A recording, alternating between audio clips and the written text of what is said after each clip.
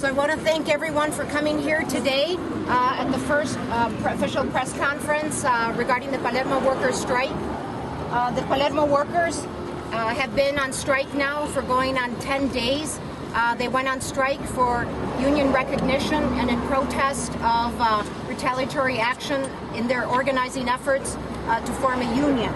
The company has refused to recognize a union, and the workers have filed a petition with the National Labor Relations Board and will have an election on July 6th. The Palermo workers' struggle is a struggle of national significance. In the wake of the recall election that was bought and paid for by billionaire contributions, this struggle reminds us that you cannot buy people's dignity, that you cannot oppress people without any kind of resistance. And the struggle of the Palermo workers is that reminder. It's that reminder that even the most vulnerable, oppressed workers will resist and organize to win justice and rights in the workplace, regardless of an election.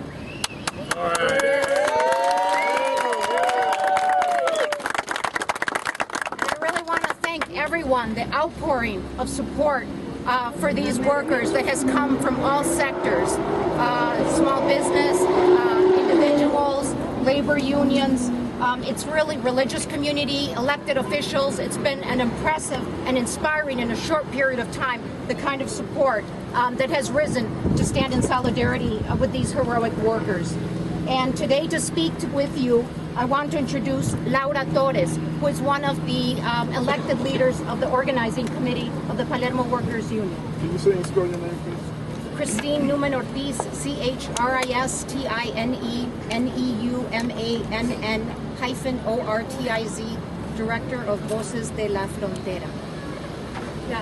Laura Torres, LA.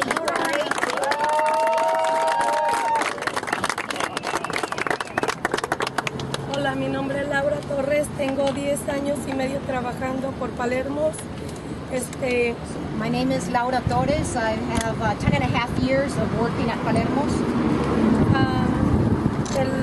Lo que andamos haciendo aquí es porque nos afectó a muchas familias, incluso yo soy madre soltera con 5 hijos y un bebé que tengo ahorita de 5 meses. So this strike has affected the workers and their families tremendously.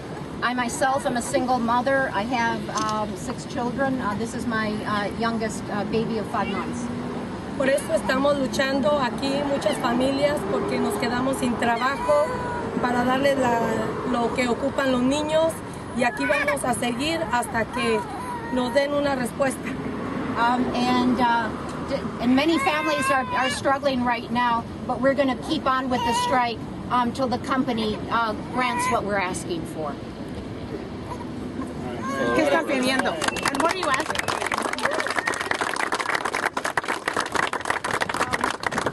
Now, some words of solidarity from Randy Bryce from the Iron Workers Local 8.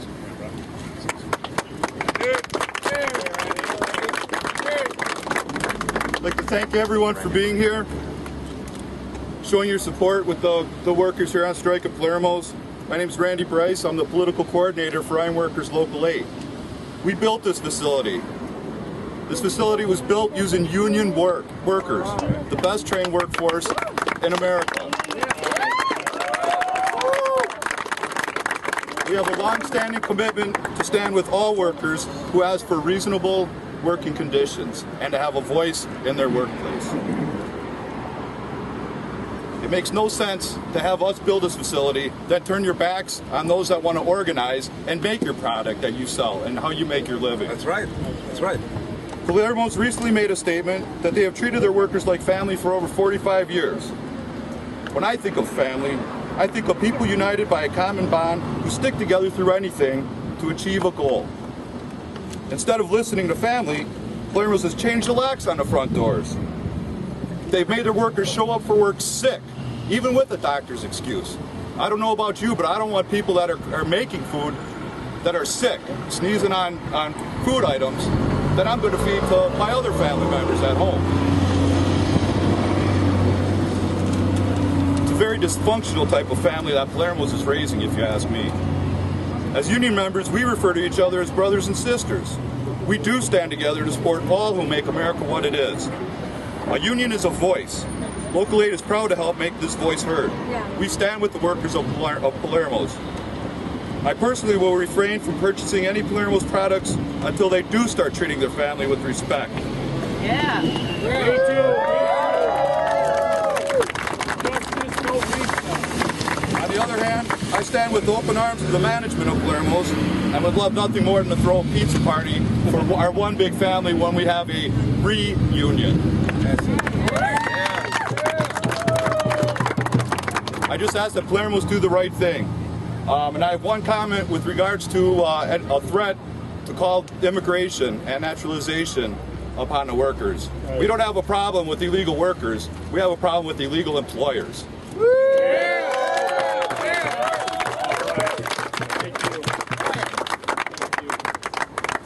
Another show of solidarity is with Nikolai Chacho, NichaliCiaccio, River West Co-op, Grocery and Cafe, the first supplier to boycott Palermo's. Okay. Thank you. Thank you. Hi, everybody. I'll keep this short. My name is Nikolai. I work with the River West Co-op as volunteer coordinator. We're a small grocery store located in the wonderful neighborhood of River West. We've served Palermo's for a long time. It's part of our mission to source locally whenever possible, but it is also part of our mission to source from labor-friendly places. And when it came down to it, in this situation, we had to go ahead and side with the workers. This situation is something that we just don't go for. And as a co-op, we also support the rights of workers everywhere in their struggles and endeavors. We were the first institution, as far as I know, to effectively boycott Palermo's Pizza, and we will continue to do so until the workers and management of Palermo's have reached an agreement. Thank you so much.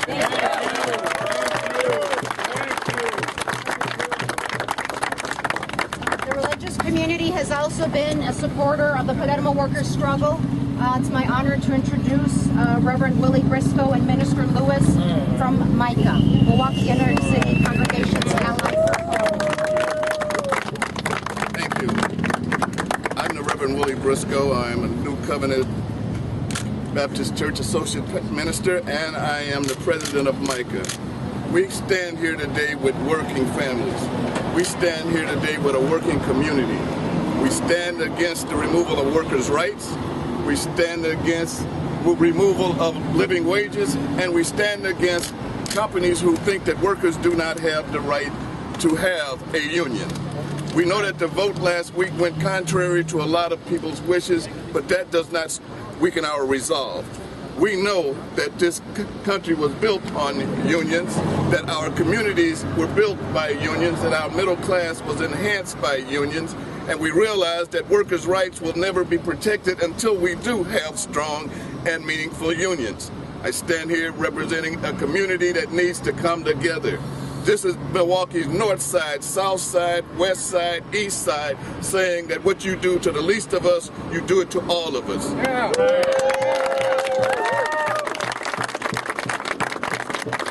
Injustice to any of us is injustice to all of us.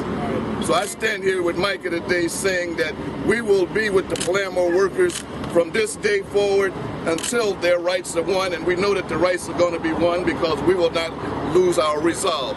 We will not go silently in the night.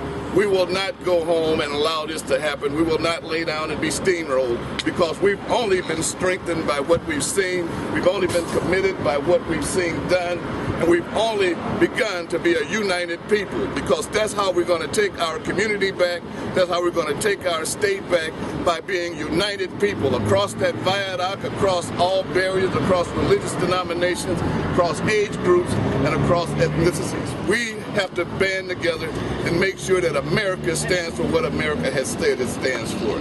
That's freedom and justice for all. And we're going to make sure that the workers at Palermo are represented by this community because we will not go silently in the night. We will not stop protesting. We will not stop boycotting. And we will never go home and sit on our easy chairs and get the remote and forget about our brothers and sisters in the struggle. So I state that for Micah today, we're with you. We're going to be with you to the end of this. We're going to be with you even beyond that.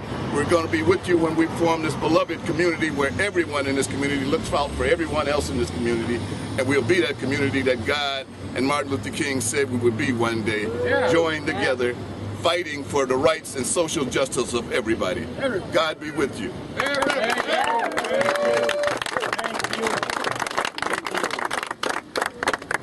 I'm Minister Greg Lewis from St. Gabriel's Church of God in Christ in Micah. We're here today to support these workers and to encourage them. When I came up here and drove up here, I looked around and I heard the chants, and all I said to myself is that God is with these people. You can hear it in the voice, you can hear it in the energy, and they support what Milwaukee should be all about.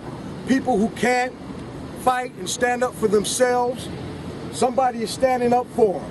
These people right here are standing up for all of those people who can't stand up for themselves. The only thing that I'm disappointed about is it's down here in this valley and nobody's seeing what's going on. We need to let people know how strong and what a sacrifice these people are making so that they can stand up and start to make sacrifices themselves. This is not going to go in vain. I'll tell you that right now. Stand up, don't give up, don't stop fighting, know that God is with you, stay strong, be willing to sacrifice, and never, ever, ever give up.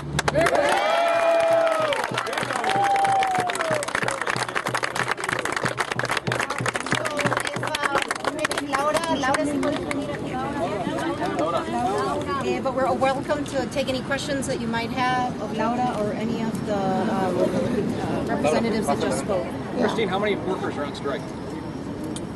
It's 100 and probably like around, let's see, like 180 is maybe signed the strike pledge, and maybe like 155 that we know of right now. So what exactly are they asking for?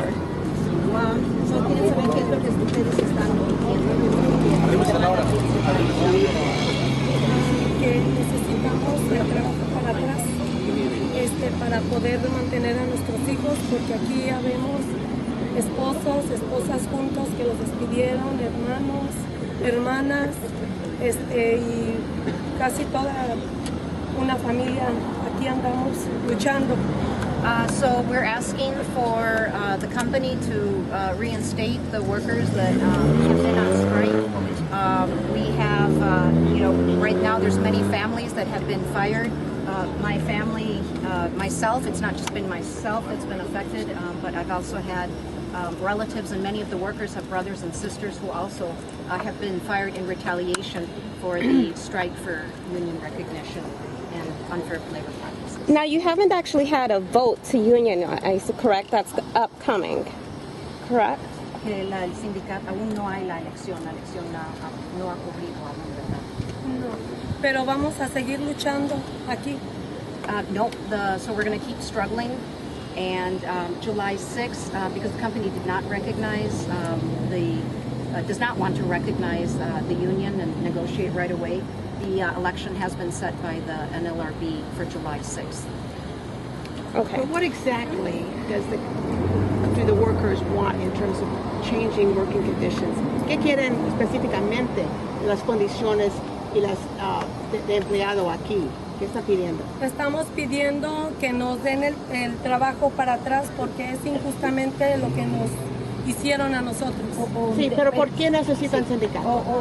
¿Qué son las condiciones como lo de los accidentes y cosas así? ¿Qué son algo de las condiciones que han motivado e inspirado a la gente a organizar colectivamente para un sindicato? Necesitamos el sindicato para estar protegidos sobre muchos accidentes que han pasado. Los salarios mínimos que les han pagado y lo que como yo tengo 10 años y medio aquí trabajando y es muy poco lo que me estaban pagando haciendo lo que yo hago. Yo les hacía mucho producto y ahora ¿qué le pagan? The main reasons that we're on strike has been have been a lot of accidents as well as low wages, and I myself have been working here for 10 and a half years, and for the position that I hold, it's not paid the way it should be. What is her position and what does she pay?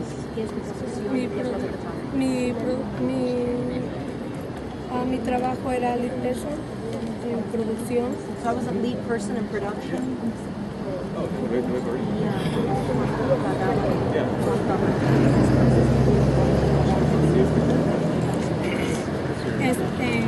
Me pagaban a 14.25. Había otras personas que tenían menos años, tenían menos trabajo que el mío y les pagaban más que el mío.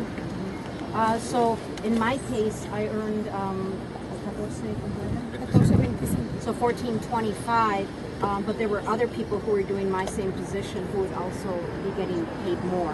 One of the big issues has been discrimination in the workplace, and si quieres hablar de los accidentes, lo que tú has visto en esos 10 y medio años. I was just asking maybe she could articulate a little bit more as a lead line person. She ran, she had to kind of watch over a lot of people. And just to describe the kind of accidents that, Sí, yo incluso a mis compañeros les decía, no, si no pueden agarrar una pizza o lo que sea, déjenla ir, que es mejor prevenir algo por ustedes que por 20, 200 pizzas. Es primero su salud de cada persona. I always had to remind and really my coworkers to not let the pressure really get to them, because it was better to let pizza go than to have an accident. What kind of accidents? So, ¿qué tipo de accidentes tenían? ¿Por qué era la razón? Por la velocidad que nos hacían correr, la velocidad de la línea, la presión que nos ponían. The pressure that was put on the workers. Y si teníamos una máquina parada, luego iban y nos regañaban, lo que querían algo rápido, y era el problema que por tener algo rápido, hacer su trabajo rápido, a veces se agarraban sus dedos, las manos. So because of the pressure to keep the line speed going and the machines going all the time, people would have their fingers or hands caught in the machine.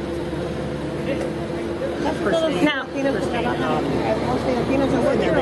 estamos latinos, chinitos, franceses, africanos, árabes. So it's a very diverse workforce. Puerto Ricans, African Americans, she was fired when? And they're making pizzas right now, and are those people who do not want to be part of the union? ¿Quién está? Bueno, so let me just close up on this one and then go to that one. ¿A ti te despidieron o algún familiar ha sido despedido a ti mismo? Sí, y ya una sobrina. ¿Cómo te despidieron? Pues nomás que tenía 10 días, primero 28 días y luego 10 días. Y por la mera verdad, yo me salí antes de cumplir los 10 días y organizamos todos nuestros compañeros a andar en la lucha. ¿Pero te despidieron una hoja que dice que estás despedida? No, nomás me dijeron que tenía 10 días. So she has not been herself fired, but when she's gone out on strike, pero un familiar, te pensaron a tu familiar. Sí, yo tuve una junta con unos managers de allí y me dijeron que si yo seguía en esto iban a tener problemas mi familia. Yo tengo un hijo allí, 2 sobrinos también. Management had a meeting with me, and they told me that if I kept continuing in supporting the strike, that I would, my family would have problems. So I have a son that works there. I have un nieto, ¿verdad? Dos nietos, ¿verdad? Tengo aquí sobrinos trabajando, una sobrina, un sobrino y un hijo. So she has a son, a niece, and a nephew who are working here. So they were not really threatening her family. A mi sobrina le mandaron una hoja que era reemplazada porque andaba con nosotros en la marcha. So they My niece received a letter from the company that said that she has been replaced by another worker because she has been participating in the strike. So the company was giving out letters that said, some letters, two types of letters, I'm just adding here to that comment. One that says, you know, if the NLRB rules this is a legal strike, you know, but till then you have a replacement worker and taking your position. And then also some workers have received notes saying, we accept your resignation when people have not resigned. A number of people have also been verbally told you've been fired because of the strike. And we've seen retaliation not just on the part of Palermo, Villa, but we've also seen retaliation against by BJ staffing to its temporary workforce, because we had temp workers who courageously joined the strike and support. There's a tremendous amount of solidarity because of the workers have been, many of them have been, you know, working here for 5, 10, 15 years. And so there really is, you know, strong ties between people and a real feeling of solidarity. So Laura went out on strike. She wasn't fired. She was not. No. When did she go out on strike? ¿Cuándo fue que saliste? No.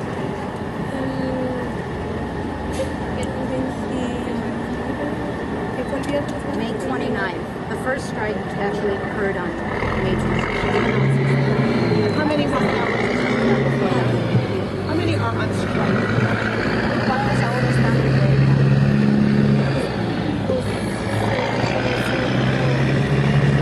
We're thinking it's probably around like 140. Maybe, no, I think it's like maybe more.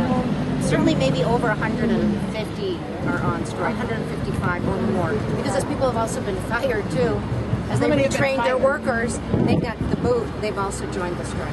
How many have been fired? You know how many have been fired? We actually have to get a full count, but we know probably, you know, we know for sure maybe, I'm taking a little higher from some verbal strikes, some temp workers, which I would include as well. So probably around 20. And have they brought out that we know of so far.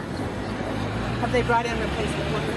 Yes, they have, and they brought in a bunch of temp workers. One of the key complaints is they never did meaningful training in the first place, so they're just pushing people into positions. That's a lot of what we've been hearing from inside too, that they're putting people who are operating these machines who have no training just because they're desperate to get the production out, and production is down despite what the company says. How many accidents have there been? Has OSHA been involved? There have been. We have from OSHA, I think there's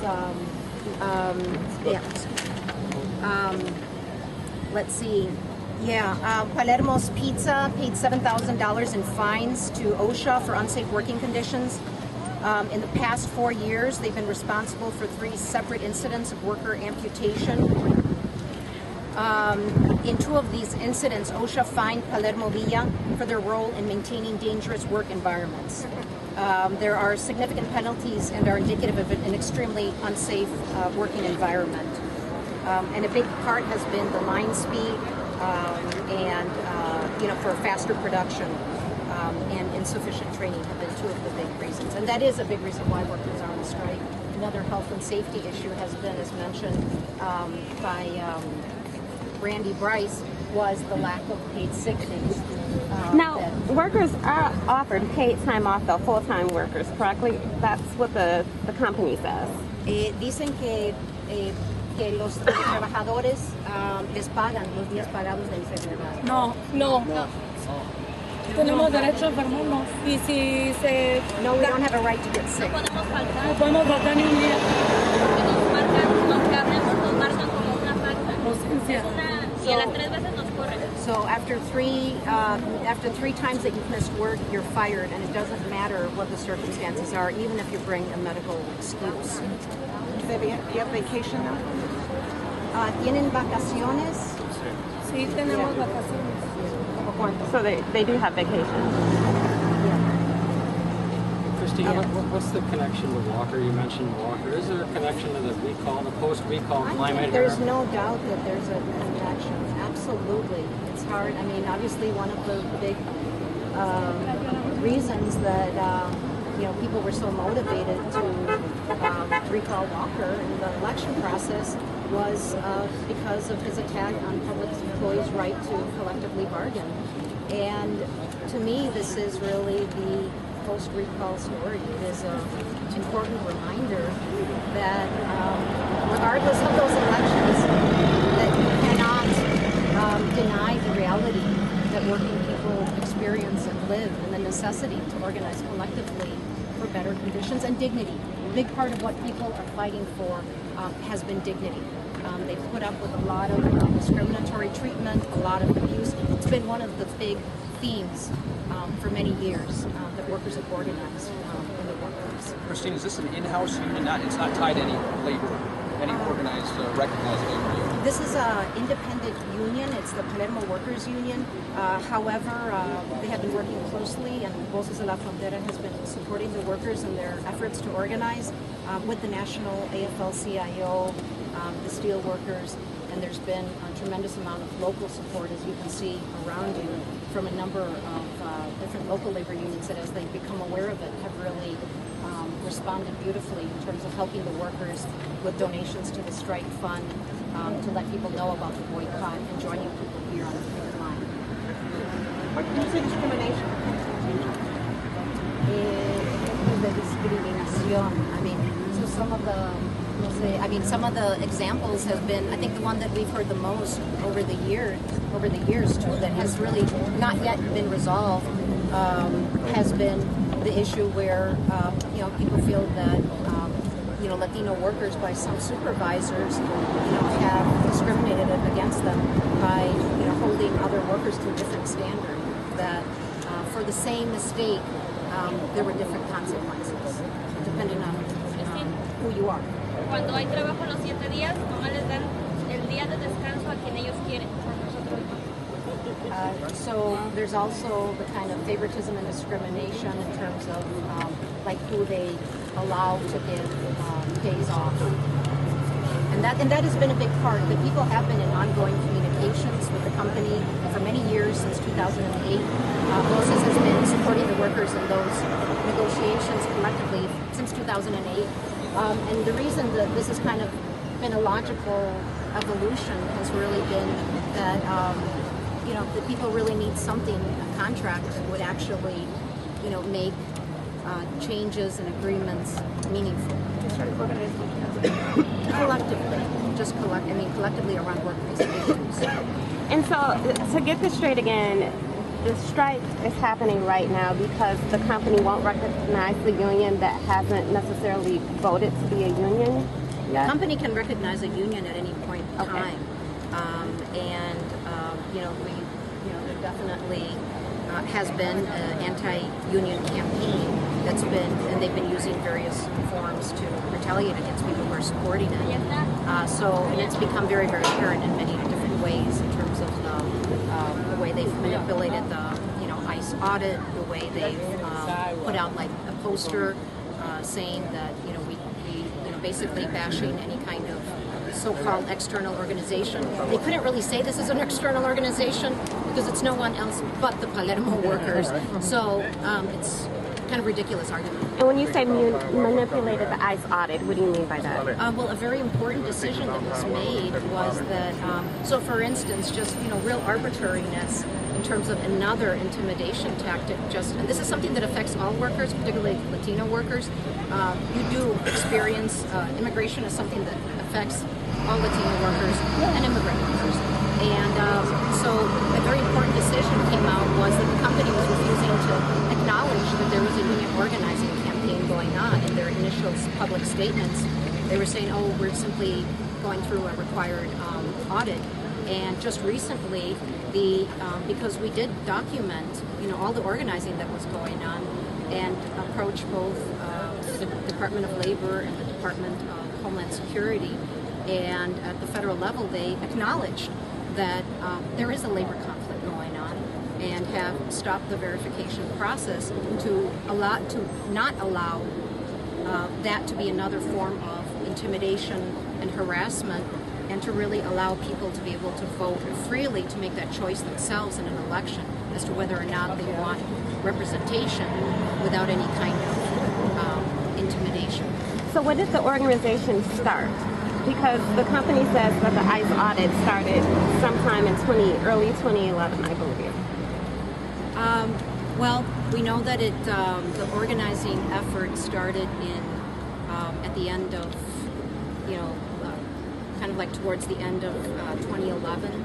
and beginning January and February, and that is where, you know, I mean, what we do know is that the way the ICE audit has been manipulated in terms of changing verification timelines, in terms of telling people different things, all kinds of things.